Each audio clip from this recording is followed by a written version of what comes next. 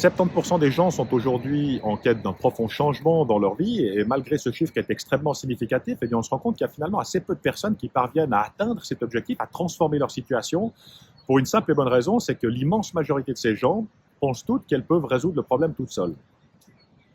En réalité, si c'était vrai, eh bien, ça fait déjà belle lurette que le problème aurait disparu, que toutes ces personnes auraient déjà pu passer à la prochaine étape de leur vie, qu'elles auraient déjà atteint leurs objectifs de vie.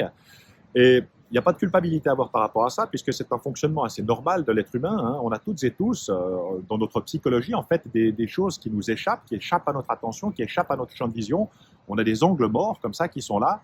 Et on a mis en place au cours de notre vécu, de nos expériences de vie, des croyances, on a des peurs qui sont venues nous habiter, on a des comportements qui sont inadaptés. Et la plupart de ces choses eh bien, sont en dessous de notre seuil de conscience. Et je ne peux pas changer un comportement dont je n'ai pas conscience, tout comme je ne sais pas ce que je ne sais pas. Donc se faire aider quand on a une problématique, c'est peut-être aussi une capacité, déjà c'est peut-être la première étape pour se remettre en question, hein, de se dire ok, je ne sais pas ce que je ne sais pas et cette personne va pouvoir m'aider.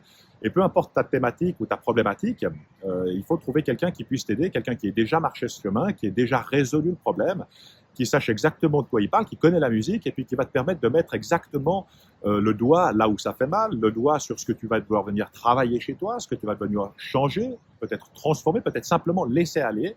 Et effectivement, eh bien, ça va te permettre de gagner un temps considérable et puis c'est quelque chose de motivationnel qui va te permettre aussi de te pousser dans la direction souhaitée. Pour donner un exemple un petit peu trivial, eh bien, c'est exactement comme quand tu vas chez le coiffeur et que tu as besoin d'une nouvelle coupe de cheveux, parce que tu y vas, parce que tu comprends intuitivement qu'en fait, ça va être très facile de venir égaliser les cheveux sur le devant. Là où ça va se compliquer, c'est dès que ça n'est plus dans ton champ de vision, hein, dès que tu vas devoir passer derrière, et effectivement, se couper les cheveux tout seul derrière, tu risques de ressortir avec un résultat qui n'est pas vraiment à la hauteur de tes attentes. Et c'est exactement la même chose dans notre psychologie. Tout ce qui échappe à mon champ de vision, je vais avoir de la difficulté à pouvoir agir dessus sans une intervention externe qui me permette de mettre le doigt finalement sur ce qui convient de changer dans ma situation. Alors si tu es dans une dynamique de changement, je vais te laisser réfléchir à ça.